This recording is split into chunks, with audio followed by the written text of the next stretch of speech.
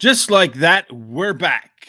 Me, Tom, and Eddie C. And in case you didn't catch it, we took our talents last night to New Orleans, down to the Big Easy to talk about the Louisiana Derby.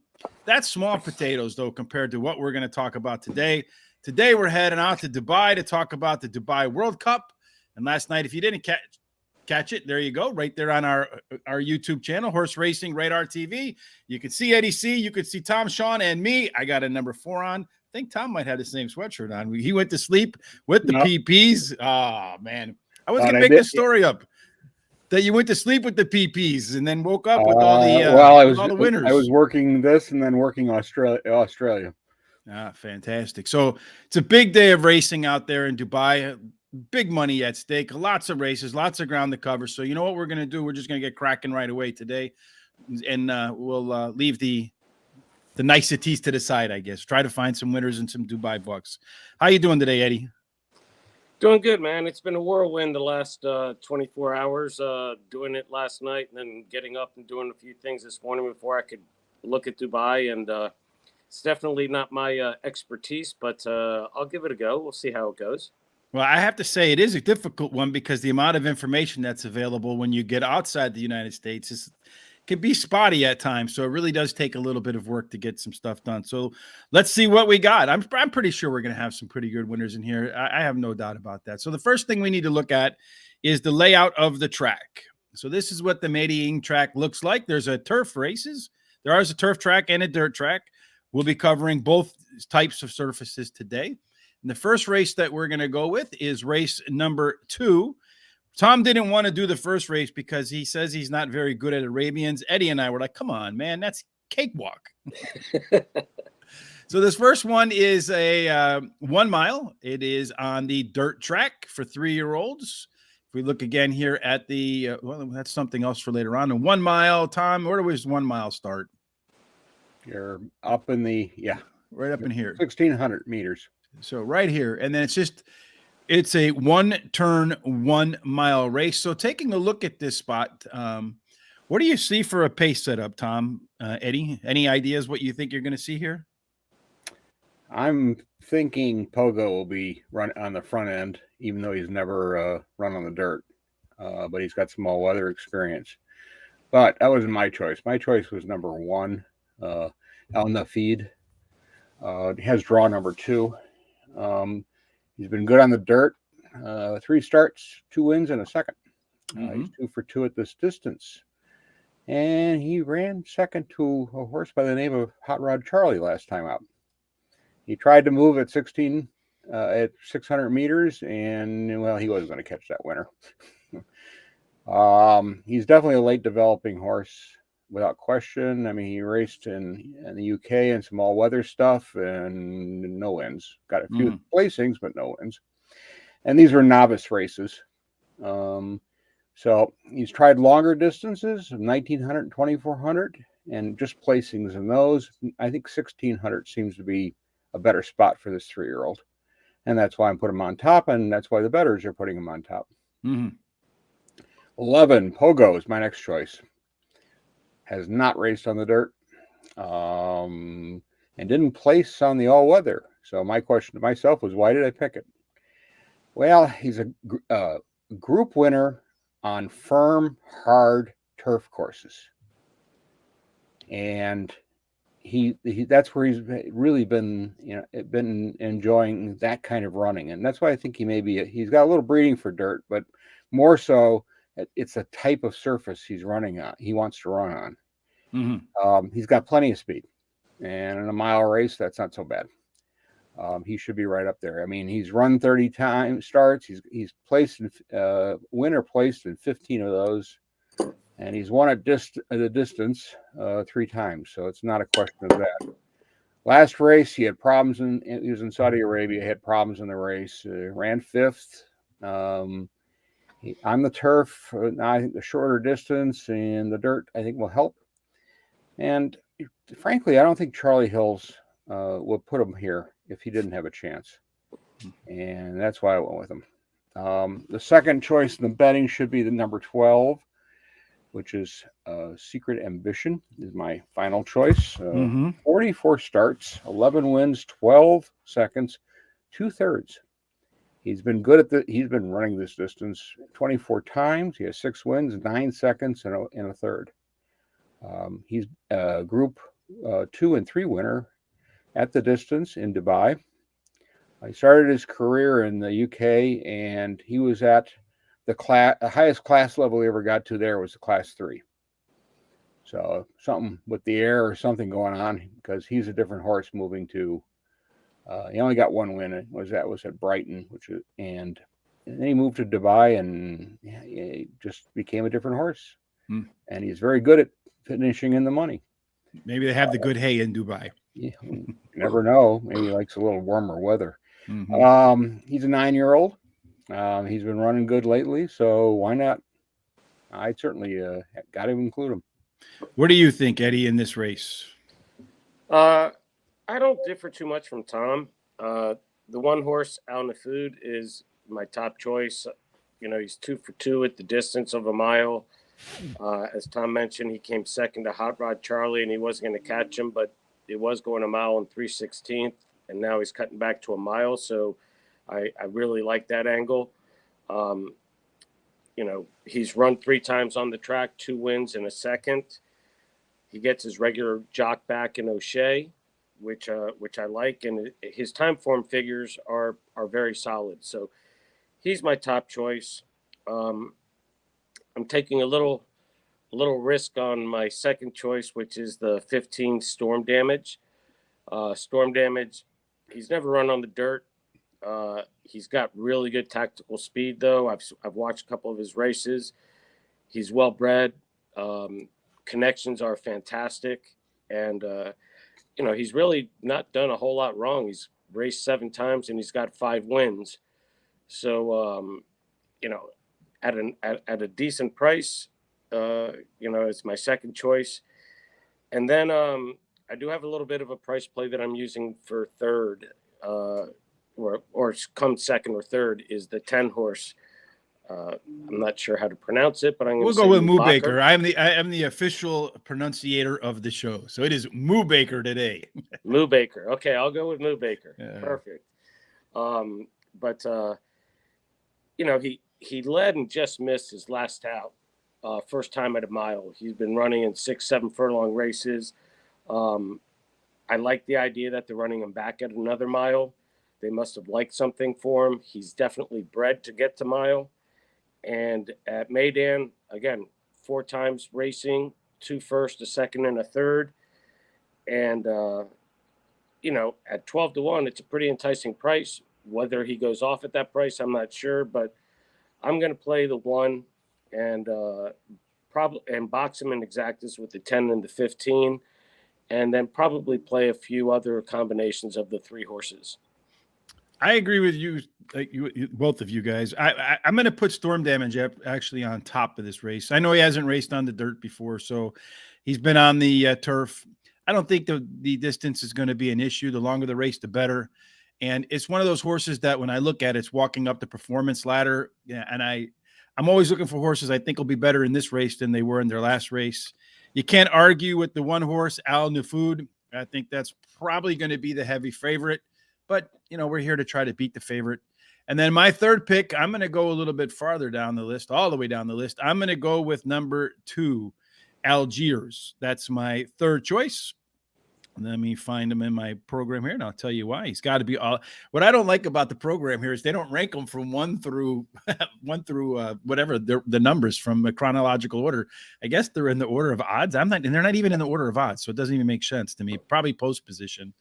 But in any case, Algiers is a horse that's bid at the distance 1 time, and he actually won that race, and he did so in the UAE, but not at this track. He's another one, though, that's walking up that performance ladder with some nice numbers as well. So I'm going to go 15, 1, 2, and then the 9 as my fourth choice. Great Scott, just in case somebody scratches in these races, because we saw a little bit of that last time out. Right, Tom? Yes, we did. And my horse didn't do anything, and ended up last. So, So like you said Not before we got exactly what I started, we can pick winners and losers with the best of them. yeah, you bet. The next race is race number 4 that we're going to cover. This one is the Al Quoz Sprint, as the official pronunciator of the show. I think I got that one right. It is a 6 furlong race, Tom, and 6 furlong race is going to start, I think, at the very beginning of the shoot here. Let's pull it in because straightaway. Right here, it's going to go. Yeah, it's a straightaway. So this should be fun as well. How do you see the pace setting up in this one, Tom? Oh, there's loads of pace in here, and but I'm going to pick one that's going to close, and that's number 16. Suse has draw 11. 8 starts, 5 wins. 3 starts at this distance, 2 wins. Last out, hasn't raced in a while, but at last out, it ran into a case of you at Longchamp and in the heavy going, and it failed. But interestingly enough, it won in the heavy going in the past. So didn't know, just needed the time away, I guess. I mean, when she likes good tracks, she's won twice being first up. So I think if she's ready to go, she's certainly going to be right there. She's faced horses like Dragon Symbol, Winter Power, Emirate Anna, who's in this race, Starman, Glass Slipper. I mean, and so right now, somewhere Sean is shaking his head, going, "That doesn't matter. That's my least favorite angle." Yeah, well, you got to run in the big races, and if you're not running those big races, then you know what's the point? I mean, and when she won at Goodwood, she blew past some of these horses and won by 3 lengths. So if she's right and she's going to win again off her of the layoff, and she's done it twice, I don't see why she isn't getting better. She's a 4-year-old now, and she was tough as a 3-year-old. Number 3, Castle Creed has draw 15 is my next choice. I don't care about the draw because it's straightaway. Shouldn't matter. Well, what matters is how they group. And if they do group if we get 2 groups, then it can make a difference, or they go down the middle because of who your draw is next to in terms of the speed. So where Suse can close, some of these other ones not so much. But Castle Creed, he really ran a nice race last time out. But he's 24 starts, 5 wins, 4 seconds and 4 thirds. He only has 1 win at this distance. He just got beat last time, and he had issues, and he got beat by the Japanese horse. But he looked good. I mean, he closed, and if he can run that race again, he's going to be right there. I mean, against Space Blues in the Breeders' Cup, he got in trouble again, and Space Blues wasn't going to get beat that day. He's won at grade 1 at Belmont on the dirt, and then he went up against got Stormy at Saratoga in the first 5-star Dave, and he ended not so good. Again, the 15 doesn't bother me. I don't know if he's going to win, but he's definitely going to be somewhere in this money. Now, for a price, I'm going to take number 9, Lottie Sol. 17 starts, 5 wins, 2 seconds and 2 thirds. He's got 1 win at this distance, 5 tries. It raced against Songline in Saudi Arabia last time out with really an awful starting post. And that, I think, it's kind of undoing in there. And then ran 4th, which is interesting because in Japan, really not running great races. And then they ship it to Saudi for the big race there, and he ran 4th, even with some trouble and an outside post draw. So I'm looking for a price, and I am always want to watch those Japanese horses. And for you, are you looking for some prices in here, Eddie? I think when I look at this pace, it looks to me like there's not a lot of early speed up front. For a race that's only 6 furlongs long, maybe someone could steal this race at a price that gets up front at good fractions. What do you say, Eddie? Yeah, I think there's some price plays in the race. I agree with Tom that Suesa Definitely has a chance if there is some speed that does develop. He's running great company, closes. He's going to probably hit the board for sure. It's a she. It's a Or filly. she, excuse me. I'm just not sure that she will get up at the wire. I don't want to be chalky, but I'm landing on the 10, Man of Promise. He had an injury, and that's why he took 10 months off. And now he's back, and she's back, and last two races were pretty darn solid. And, has an affinity for the track, has tactical speed, can sit right off the speed and come running at the end. So I'm landing on the 10 there at the top. I think you got to look at the 4, Creative Force. When you got Charles Appleby in a race, shipping, he's proven, especially the last few years, that you got to look at him. The only thing I'm not crazy about the 4 is seems to find trouble in races, has been handcuffed, whether you want to call them bad trips or the horse is a type of horse that just finds trouble. But he's definitely qualified to do well in the race. And then as a price play, I like the 11. I'm going to let you pronounce this one. Okay. Mutafawig. Mutafawig. I think he was a character in the Shrek movie. The horse was second in his last 2 races to Storm Damage. And if we like Storm Damage from the other race, I think you got to like this one in this race. And, at a 30 to 1, yeah, I'm going to use him, so, yeah, I'm going to use the 10, key the 10 on top of the 4, 11, and 16 is what I'm going to do. Well, I am in agreement with you on Creative Force and Man of Promise. I have them as my top 2 choices. I just feel like, again, looking at both of those horses, the Creative Force as the top pick, it's the all or nothing horse. As you mentioned, either finds trouble or he finds the winner's circle. So most of the time he finds the winner's circle, about 60% of the time. So more often than not, he's going to avoid the trouble. Man of Promise is the second selection for me, the 10 horse. And I like that horse because it's another one that's done pretty well at Maidan. It's ran at that course 5 times, managed to find its way into the winner's circle 3 times. So I'm kind of loading up on these horses that can be they're either going to show up or they're going to show me up, one of the two. The third choice for me is number 12, Naval Crown. That's going to these, like I said, these PPs that I'm looking at, they're all over the place. So I have to move around a bit to find what I'm looking for. So forgive me while I look for the 12 horse. It's Naval Crown. This horse making its 3rd start off a layoff. That last one was kind of ugly. Did get beat up pretty badly by Casa Creed and Happy Romance, but had some problems in that spot. And any other time the horse has kind of had a pretty ugly race, it bounced back with a really strong effort. So I'm hoping to see that out of Naval Crown. And then the last price for me is number 13. Where is that at? All the way at the bottom. I'm taking the 66 to 1 shot because in these races, literally anything can happen.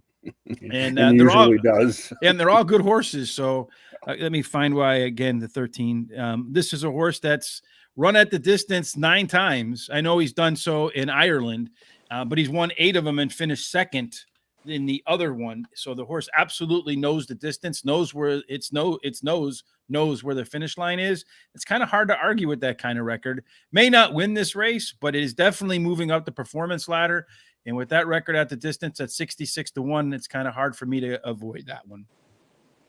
Our next one is the UAE Derby. This is going to be race number 5, I believe. Is that right, Tom?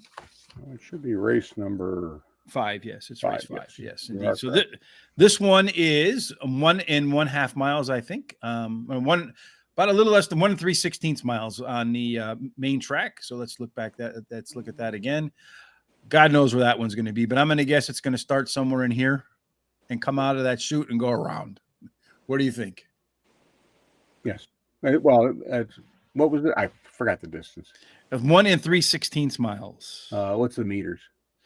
It's not saying me in meters, Thomas. That's why I'm asking you, my man. We should have the meter. So yeah, looking. No, actually, what it is, it's going to start here. It's going to start here. It starts on the on the front stretch. Yeah, the front stretch. I mean, so this is going to be a 2-turn race, one of the few in here today. Yeah. No, this is obviously dirt race. And Pinehurst in here. Yeah. Well, let's remember this is a Kentucky Derby qualifier. Mm-hmm. So you win this, you're in. Based on the points right now. So I took number 9, Gilded Age, as my top choice as a draw 9. We've got 5 starts, a win, and a third. Raced in the mud last time in the Withers, finished 3rd. But how good has that race turned out to be? Well, early voting is one of my top choices for the Kentucky Derby. Even though he's only run once so far? Yeah. Hasn't run in their latest campaign? He's running in the Wood next, so we'll see. Which hasn't really produced many Kentucky Derby winners lately. Not in a while. Even Secretariat lost the Wood. So, but the races, this Withers race is turning out to be really interesting because the horse that ran second in this race won the Rebel in the next start. That was Uno Ojo. One-eyed horse. Yep. And the 4th place finisher ran second in the Tampa Bay Derby. And the horse that ran 6th in this race was just beaten by a nose at Parks at the last out. So interesting race it's turned out to be. And he ran a strong race in his maiden win. It took him a couple races, but that's okay because Luis Suarez and Bill Mott generally know what they're doing, and I think this is a good spot. And if that Withers form continues to hold, he should be right there. I took number 7, Crown Pride. It was the 10 draw. It was my next choice. 3 starts and 2 wins. Last race it was in tight, and I really think it lost the race at the start, and it improved. I mean, it only lost by 3.5 lengths, but it just had some trouble. His second start was really interesting because he drew the 13 post, got the widest trip, and won. And the comment I thought was really interesting too. It said "too good." So a better trip based on that last race results. The post doesn't seem to mind this horse. He'll run a little farther than everybody else, but still wins.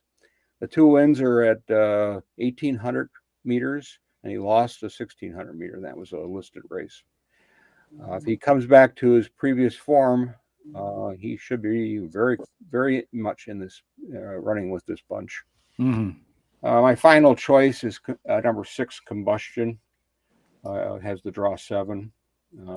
5 starts, 3 wins, and 2 seconds. In the mud at Tokyo, was a winner by a neck. Just got up.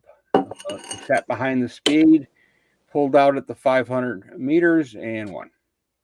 His first 2 races were listed races, and they were at 1,400 meters and 1,800 meters with the 2 runs and 2 seconds. And one of them is against one of the horses is a good Japanese horse, 3-year-old, named Seikfi.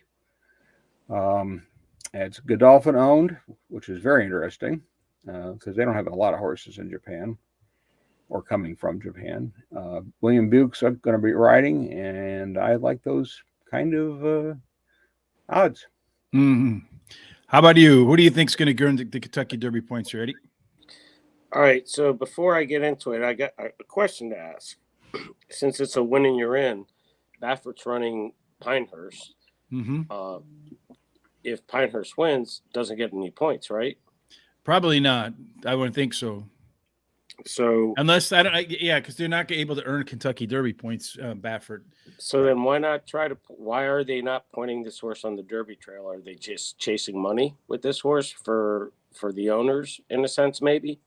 I would guess maybe going to get some money because you're not going to run in the Derby, and maybe you get the W here and it allows for you to get some better breeding fees. Yeah, sure. Okay. So and then also set you up for the Preakness. That may be their target. It could be, but I've actually heard that he's not going to be allowed to, if he's the listed trainer, not to run in the Preakness or the Belmont. Mm-hmm. So, well, I mean, I did read that NYRA said that they'll honor the Kentucky. I guess they're all of the racing. If one of them you abandon one, from what I read, most of them are, like, if not all of them, also have to comply. Right. So let me start by excluding some horses in this race, because I love this race. This is maybe my favorite race of the day. Number 6, Combustion, for me, I think it has some distance issues. Breeding doesn't suggest that it's going to get a mile and 3/16. So the way I looked at this race is I'm Xing out horses before, before I looked at who I liked. Mm-hmm. Tom, I know you like the 13 Sikafu, or however you want to pronounce it. Again, I think the horse might hit the board. I don't give it a chance to win. I think it may pick up pieces of tiring horses coming home. But again, some distance issues in what I see and how it's run in the past. There's a couple of horses that I really like, and I'm going to go with the undefeated number 4, Azure Coast, as my top play in this race. The horse has done nothing wrong. It's impeccably bred, out of Street Sense, out of Divine Rule, which is out of on the dam side, which is out of Empire Maker. This horse is bred to run forever and can run any distance, short or long. 2 for 2 on the track, and he's also beaten a handful of the horses in this race. So number 4, Azure Coast, is my top choice. And number 12, Quality Boon, again, has knocked heads with a lot of the horses in this race. Has run very solid. Distance isn't an issue, is a mid-pack runner. If he gets a clear run, he's going to be awfully tough to hold off, but I'm picking him underneath. And the third horse that I am using is number 5, Bendug. I think this horse definitely hits the board. He's had the lead turning for home in the home stretch. In every race that he's run, he just hasn't hung on. So I'm thinking that he's going to be leading, turning for home, and he hangs on for a piece of second or third. So I'm going 4 with the 5-12, and I'm actually going to key the 4 on top of the 5-12. I'm not boxing it this time. I think Quality Boon is the 3 horse. Yeah, because Riwawa Homer is the 12. Oh, I'm sorry. That's okay. Horse. Yeah. Uh-huh. My apologies. No worries, man. We we all make more than our fair share of mistakes, and apparently I'm about to make a really big one, because guess what the 2 horses I started with? The first 2 that you threw out. All right. Well, maybe I should rethink that, but I'm going to go with the 13 on top, Sikafu. It did beat Combustion a couple of times. It did beat the actual 12 horse pretty handily. Came off the bench, ran a nice race last time, finished runner-up to Pinehurst. I think based upon the horse's resume, you'll probably see it improve a little bit. And then I have the Combustion as the 6 horse. Those Japanese horses. Tom has me all tuned in on the Japanese horses, saying, look out for them, since they crushed my days and my tickets at the Breeders' Cup. So Combustion is my next choice. I'm going to go with Pinehurst. I don't see a whole lot of early get up and go in this race. There are some questionable horses, just 2 of them. But if you look at how most of these horses run, a lot more than half prefer to be middle back. And Pinehurst is going to get up to the lead. I don't know how. If you're going to run easy fractions, you might be able to take them wire to wire. And then finally, my last choice is the 3 horse as well, Quality Boon. So I'm going to go with the 2 throwouts, the 13 and the 16. Hope maybe one of them proves Eddie wrong and one proves me right, so we can go 50-50 on that one. Followed up by Pinehurst and then Quality Boon. That's funny. The first 2 horses you mentioned you're going to throw out. And I was like, oh, no. So the next race is the Dubai Turf. This is 1 mile and 1 furlong. So that's what, a mile and 16th, right? Yeah. And so at a mile and a 16th, let's take a look at this is race number 7, Tom, right? That we're doing right here now. Mm-hmm. Yes, race 7, a mile and a 16th. So a mile and a 16th, looking at this track, it looks to me like it's going to start right here. And for a mile and a 16th, it's only a one-turn mile and a 16th. And how do you think, Eddie, a one-turn mile and a 16th, where most tracks here it would be two turns, how do you think that plays out? Does that favor speed? No real impact? What do you say?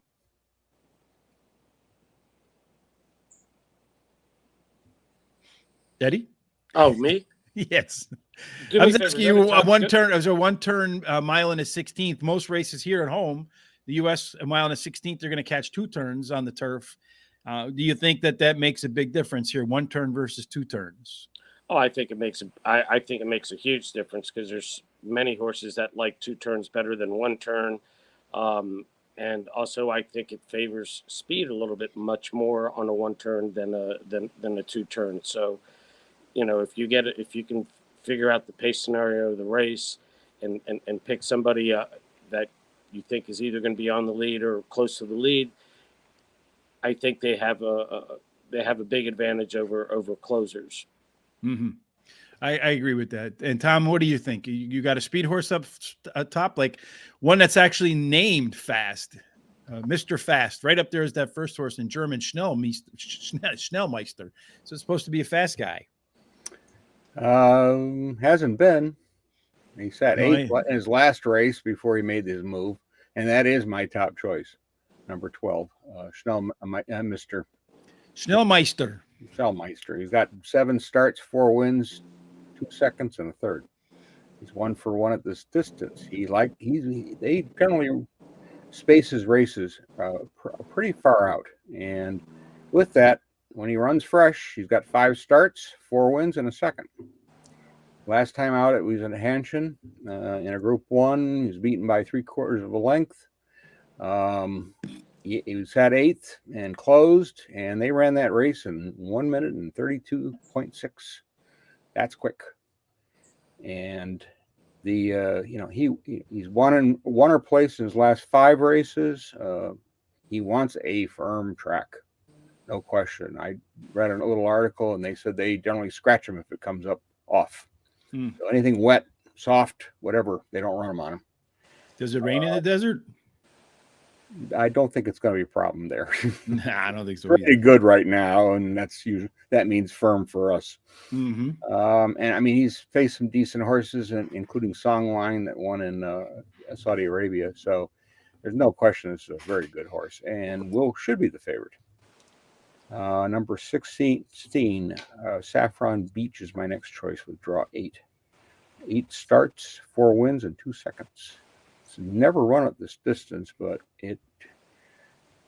she's done pretty well on first ups. She's got 2 starts, a win, and a second. And this is a horse that developed late. She was mediocre races there, but she was also facing some Group 1 company. I know this is not Sean's angle, but you won't deny Sean's favorite angle. That's not just his angle; it's his favorite angle. Yeah, but on the other hand, you're running. Her disappointing races were against Snow Lantern, Mother Earth, Alcohol Free, Snowfall, Mystery Angel. Yeah, that's really good UK horses. Mm-hmm. And in some and those are mainly Group 1 races. So, but then she decided she'd start running, and last 2 races done very well. Group 1 and a Group 3 race, she beat Mother Earth in one of them. I don't think the layoff is going to hurt her at all, and I think this is a horse who needed to mature, and I think she's getting better. And I think this race, you may find her right there. Mm-hmm. Number 8, Lord North, with draw 9 is my final choice.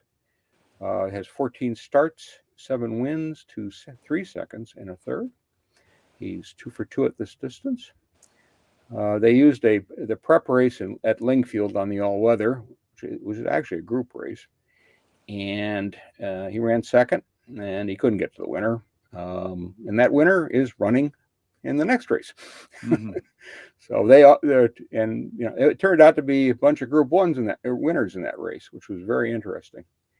When they asked him to go at about 400 meters, he didn't have enough to get to that win. He only raced once last year, and that was at Maydown, and he won by 3 lengths. And so running fresh is not unusual for him because he's done it a lot. The Breeders' Cup race in 2020. He did. He lost really. I think he lost his chances in that race when he had trouble in the starting gate. He reared up. He was misbehaving a part of that race, but that's why I threw it out. I mean, but again, it's 2 years ago. The pairing of John Gosden and Frankie Dettori. You got to always watch their horses. Absolutely. Are you going to watch that horse as well, Eddie? The 8-horse, Lord North? Absolutely. I like Lord North quite a bit. I'm kind of with Tom here because I like number 12, Schnell's Meister, a little bit more. And, the 12's done nothing wrong whatsoever. It's been very impressive. Time form figures have been very solid. He's run in Group 1 and Group 2 company the last 4 races, winning 2, coming in second in 1 and third in another.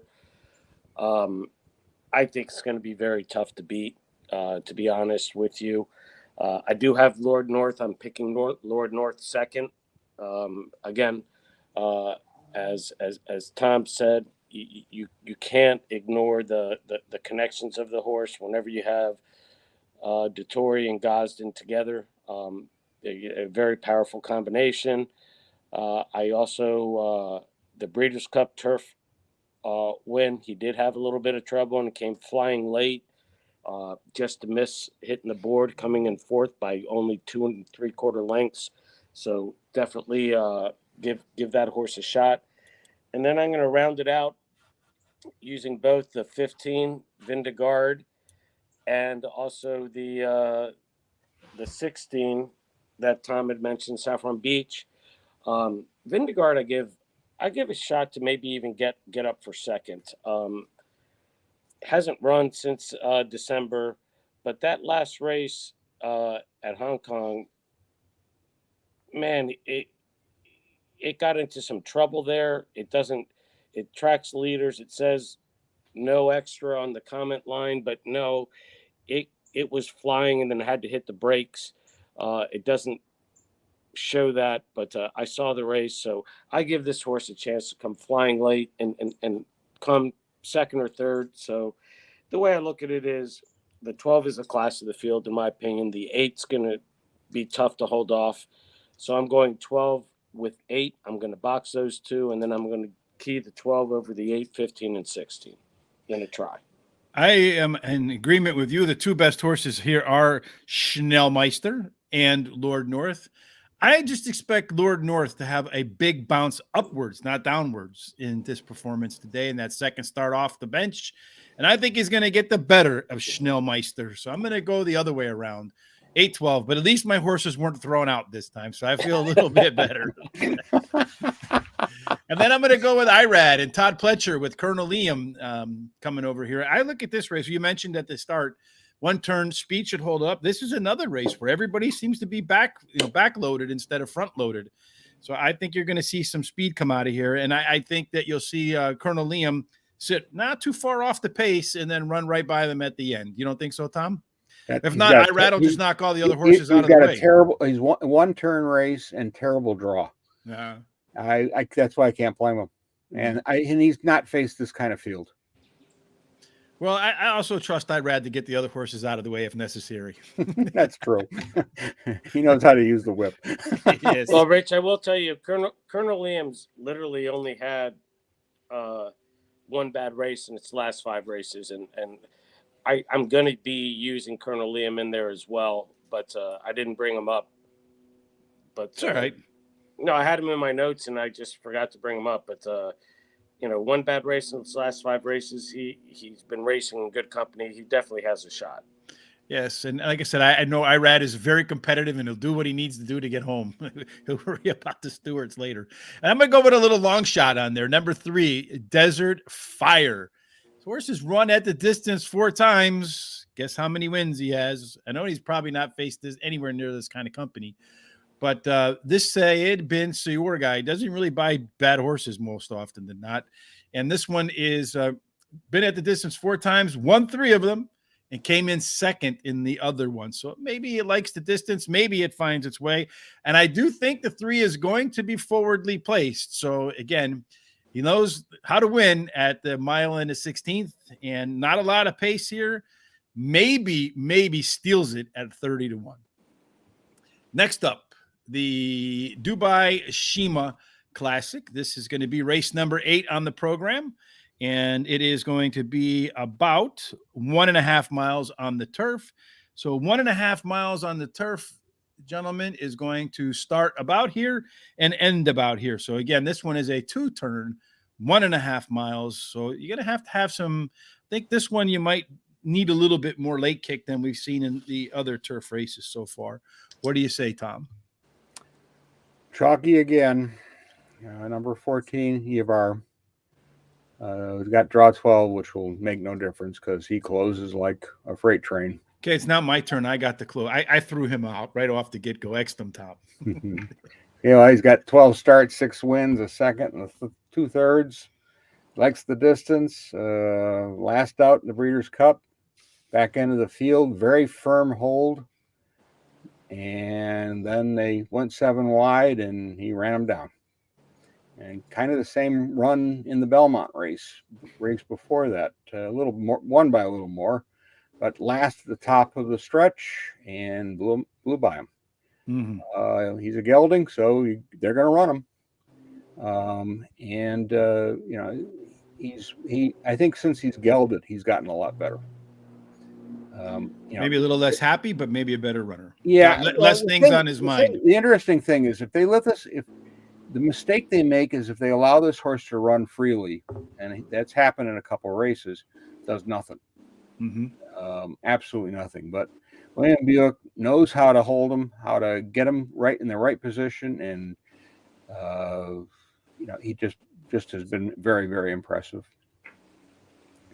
Number 9, Aquitaine.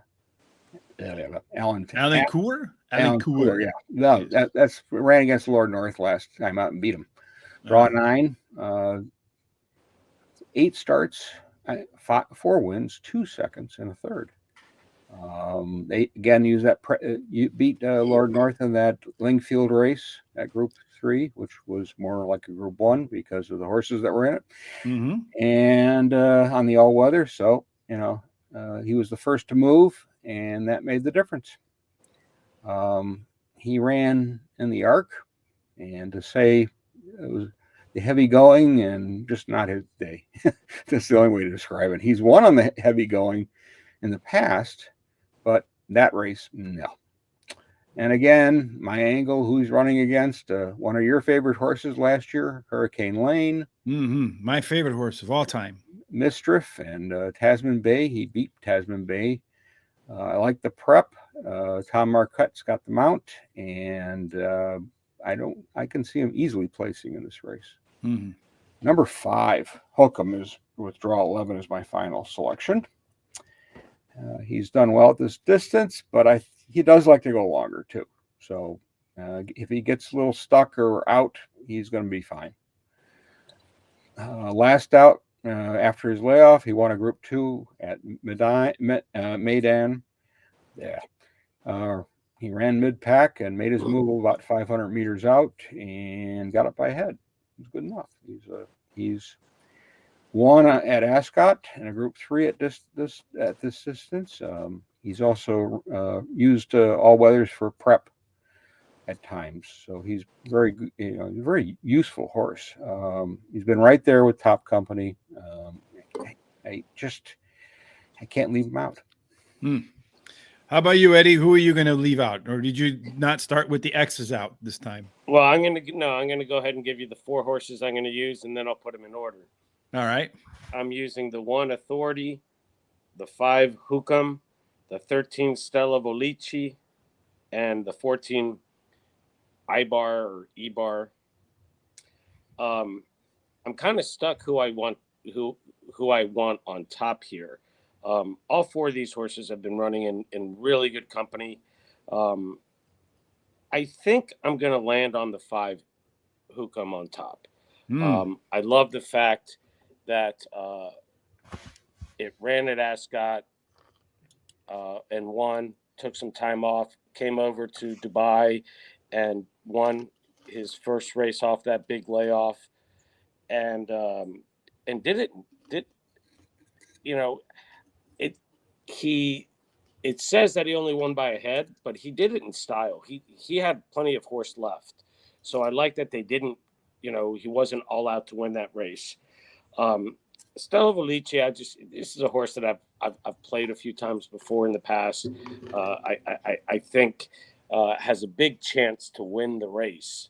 But you have to take a stand. You can't pick them all on top. So unless you're Terry. What's that? Unless you're Terry.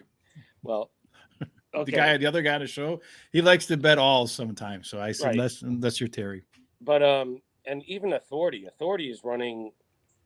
has run some really good races his last 3 races, especially running in Group 2, Group 1, Group 3, in Japan prior to coming over, and beating some nice horses. And yeah, the 14, I'm pronouncing it Ebar or Eber. Yeah, he might be the class of the race. As Tom mentioned, he's gelded. He's won 3 in a row, 4 of his last 5. Done nothing wrong. In my opinion, I think goes off as a favorite, but I'm trying to beat him with the 5. Yeah, I see this race as another one that doesn't really have a ton of pace up in the front. There are a lot of question marks, though, from some of the other horses coming in that not a lot of data on. But for those that are in the race, most of them are middle of the road and back. So I'm a little bit afraid of Yibber running into some traffic problems, along with a bunch of them that are going to be trying to rush to the end. I'm going to start off with the number 5, as I'm going to agree with you there, Eddie. I have Hokum as my top pick. Horse loves the turf, ran on it 11 times, won 7 times. 5 times at the distance, managed to come home first in 4 of them, third in the other. And I'm expecting a big move forward in the second race off a layoff. And as you mentioned, the first one, he won pretty. He won the first one off a layoff, a long layoff. And I do think you're going to see that those numbers improve. My second pick is going to be Glory Vaz, the 4 horse down here with Christopher Solomon and Tomohito Ozeki. I hope I pronounced that correctly. Let me try to find him in the program here because, as I mentioned, nothing is in order, which just drives me bananas. For someone who's dyslexic and has to go out of order, it makes life miserable. All right, let's see. Where is he at? Glory Voss, number 4. It's another horse that's I like these all or nothing horses because if you get them at their best, they usually get you good odds too, like 8-1 here. It's another one that's run well at the distance, 4 wins in 6 tries.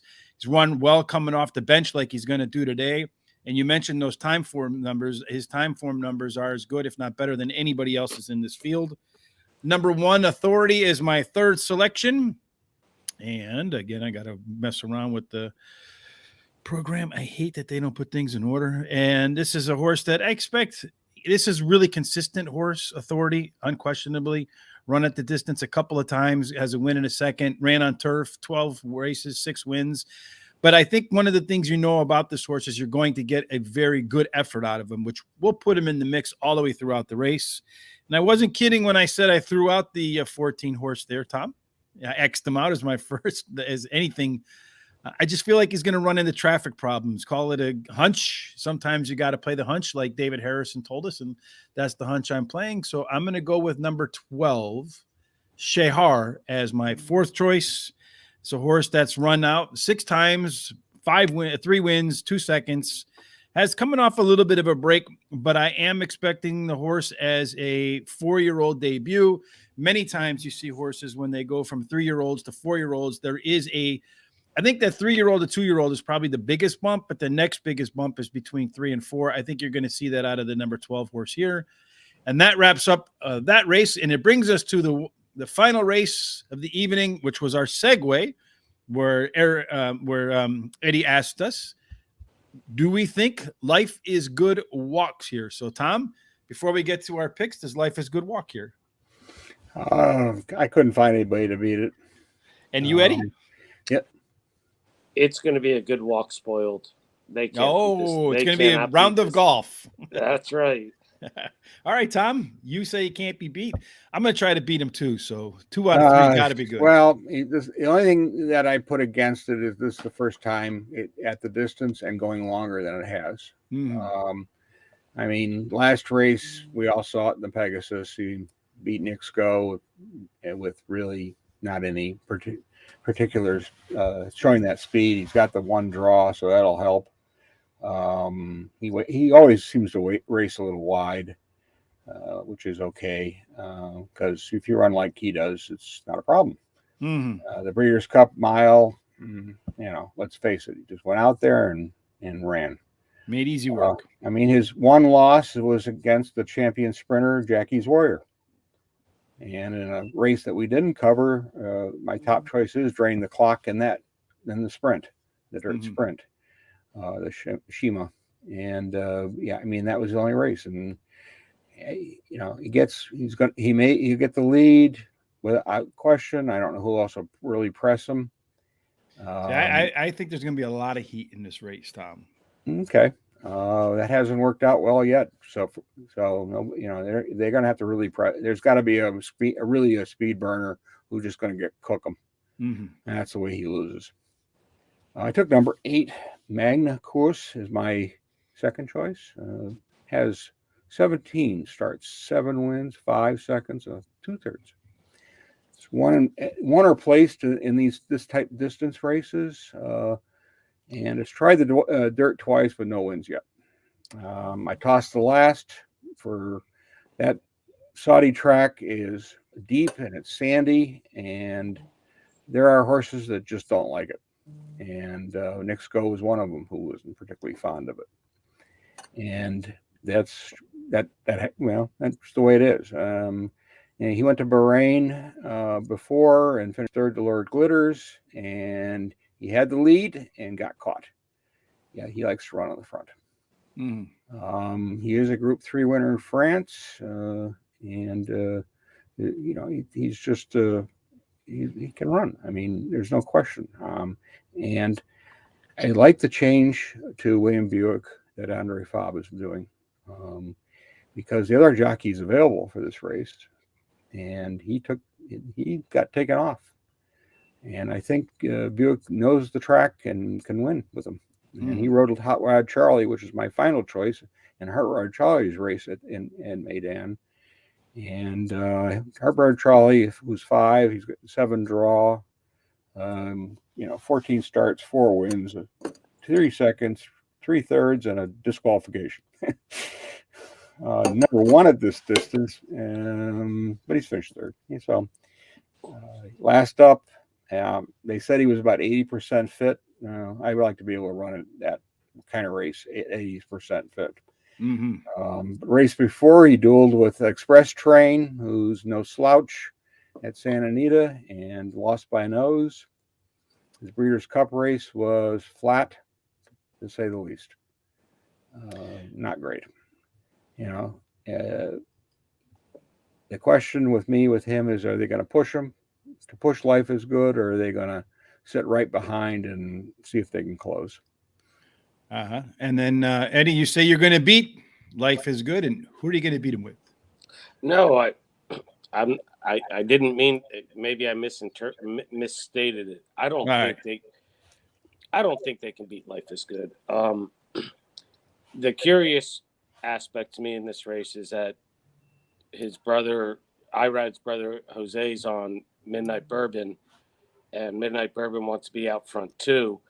And from the Pegasus, I think that Jose did Irad a favor by, in my opinion, cutting off Nick Sko going around the first turn, which gave Life is Good a chance to just go out there and gallop. He wasn't running fast fractions or anything like that, but the horse is so quick out of the gate. having the rail in this race, I think, is huge for him. If he breaks like he has in the past, Life is Good's going to be 2-3 lengths in front, and I can't imagine his brother's going to try to run him in the ground. He's going to try to stay behind him. I think this race is strictly Life is Good versus Hot Rod Charlie. Hot Rod Charlie is a hard-knocking horse. Maybe doesn't like to win as much, or maybe he's just going against other better horses and is just coming in second and third all the time. Reminds me of a Line is David type horse where back in the day where, the horse gives its guts out all the time. So does Midnight Bourbon. I'm not trying to dispute it. What I am going to say is that I think this race is all about the American horses. I think you got to use Country Grammar in the top in second, third, or fourth. You got to use Hot Rod Charlie, and you got to use Midnight Bourbon. I don't think any of the other horses fit. I hate not to give a little bit more of an analogy on it, but to me, it's that clear.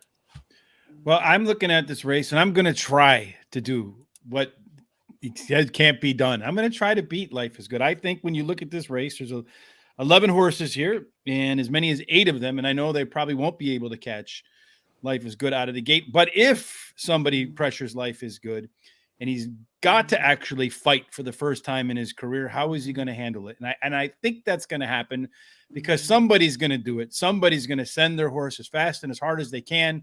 Who? And who's going to do it? Well, let's see. Who do I have going out there? I have the 9 horse Midnight Bourbon. He's going to try to get out. He won't be able to keep up with him for sure. You have the 5 horse Hot Rod Charlie, who likes to go towards the front. The 2 horse won't be too far off that Chuo Wizard. He likes to press the leaders. The 10 horse likes to press the leaders. I don't know where that horse is in there. Real World. The 11 horse Remorse likes to press the leaders, and the 6 horse Hypothetical likes to press. So they might not get the lead, but if 1 or 2 of them or 3 of them decide to get a little bit crazy, and they're going to go out and say, you know what, we're not going to let this American horse come over here. We're going to burn him. Like the Under Armour commercials. This is our house. So I think there's going to be a little bit I think he's going to have some pressure for the first time in his life. Like you said, in that race against Nick Sko. Nick Sko did have a little bit of traffic problems right away, got off to a little bit of slow start, so never really had that duel up front that everybody was hoping for. I see it happening here, and I think it's going to set up for a horse that sits right behind all that nonsense and decides to go for it, and that's going to be Country Grammar for me. Can sit right off the lead and win, and if necessary, he can get to the lead and win if it's not too fast. So I'm going to go Country Grammar, just catching Life is Good at the wire, because he had to work too hard this time relative to what he's done. Hot Rod Charlie is going to be my next pick because he's another horse that doesn't necessarily need to lead the win, but he will be forwardly placed and just fights on. I mean, that horse just fights. And then finally, number 6 is going to be my final choice, Hypothetical. I think that's a horse that's, again, one that's probably going to be mid-pack with a little bit of late kick. And if my guesstimate that they're going to duke this one out up front comes to fruition, it'll be one of the ones that's coming hard at the end. So I'm going to go 3-7, 5-6. So I'm going against Life is Good. I'm getting 2 of my top picks tossed out of a race right from the jump. So it's either going to be a great day for me or going to be an absolutely brutal day for me. Yeah, you'll be making donations to us. Yes, indeed. That happens. By the way, sometimes. Did you notice my hat yet, Rich? What does it say? Man of War. Man of War. Yes, I noticed it. Now I can't. I'm blind, Eric. I'm blind, Eddie. It's a great golf course on the eastern shore of Maryland. So maybe we can head over there and play golf one day. Where do you live in Florida, by the way? Down by Miami? I live in Doral. If you know where the resort is, it's a little bit west of the airport. I moved down here 25 years ago to be I was the golf pro there. Mm-hmm. So that's why I moved down, and I own nothing fancy, a little home right on the golf course. So Doral, nice. So you were the golf pro at Doral. That's nice. What are you, a scratch golfer? Give me a couple of rounds and I can get back to being a scratch golfer. Yeah, there was a time I was a little bit better than that, but yeah, I played as a scratch for many years. Did you ever try to go on the tour? I tried playing in some tournaments. I played in a couple of tour events. the game was so different back then when I was trying it,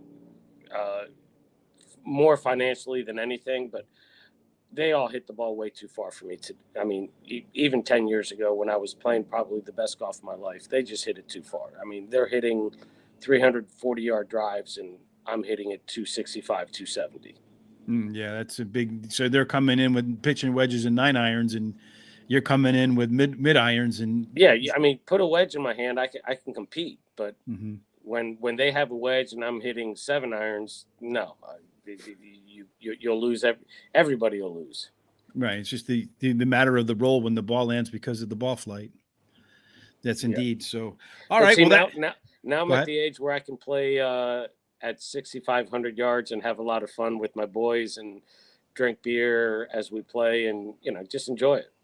Yeah, so one of the things I want to get better at is golf. I find I know what I'm doing wrong. It's because I either pull the ball or I slice the ball. So what's happening is that I'm either ending up with too much weight on my front foot or I'm not transferring my weight and I'm staying back and the ball's then, flipping out to the right.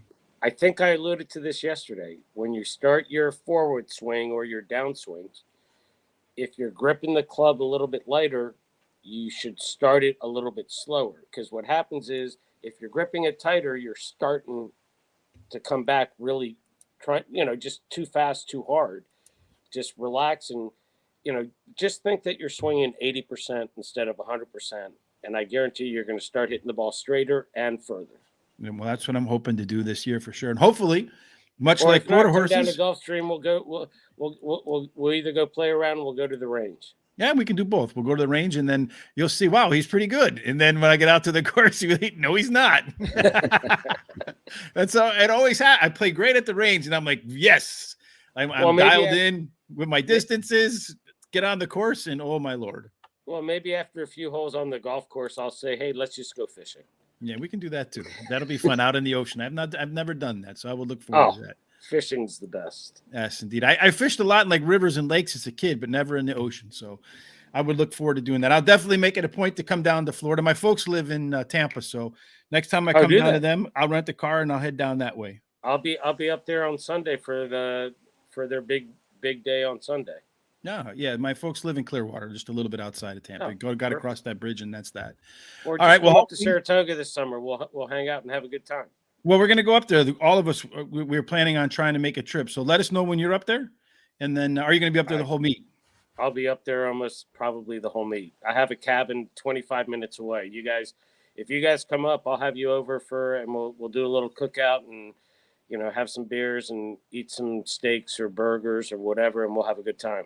Or we go catch some fish and cook them right up there fresh. That'll be we can catch fish, but they'll just be the tiny little sunfish and perch that are there. All right, we could try that too. All right, well, hopefully we tried our luck today at Dubai, and actually tomorrow. These races will be going off, Tom, about like 6 o'clock, 7 o'clock, 5 o'clock, 6 o'clock Eastern? The second race goes off at 8:15, I think. 8:15 Eastern? Okay, perfect. So I'll actually be up by then. I'll be at Gulfstream. Watching. Yeah, good. I'm driving down to Gulfstream tomorrow morning.